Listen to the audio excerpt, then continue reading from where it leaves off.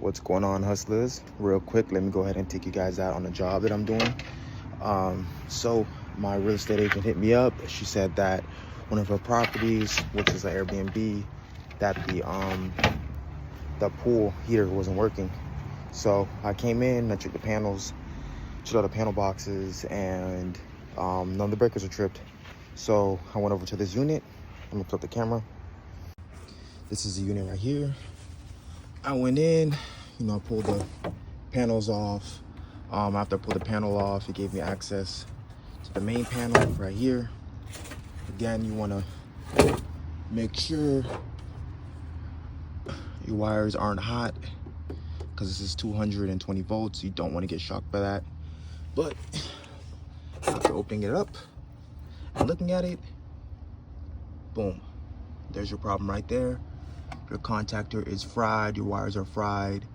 Not sure exactly how that happened, but definitely will need some service done here. So just look at that. Everything, your low voltage going in is fried. Your high voltage when your lines is fried. I mean, I wonder what could have happened. I mean, this one looks fine for now. That is crazy. Yeah, so probably gonna end up swapping out the have no choice but to swap out the entire contactor, redo the lines for everything.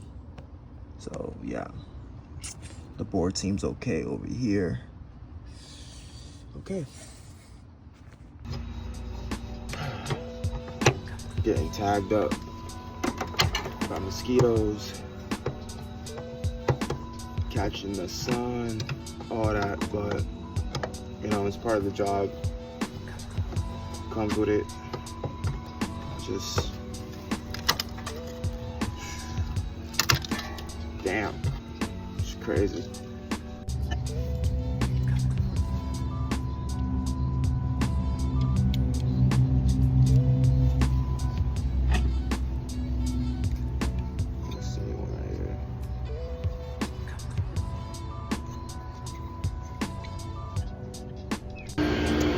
So I swapped the contactor on, cut the pool heater on, running fine. Went next door because I'm servicing this house next door too. Servicing the neighbor. And guess what? Pool heater dies on me. Again, breaker trips. Not same problem, but breaker trips. And I was like, yeah. If only it could be so easy, right? Anyways, wasn't working.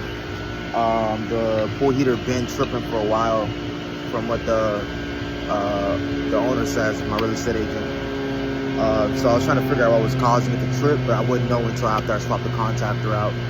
So she told me that a few months ago somebody came by and swapped the capacitor out.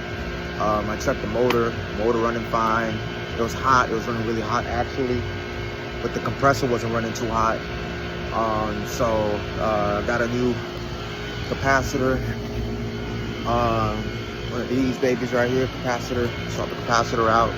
This one's running a 80 by 7.5 microfarads at 440. So I swapped it out with another one. Cost me like $60 for another one for a replacement.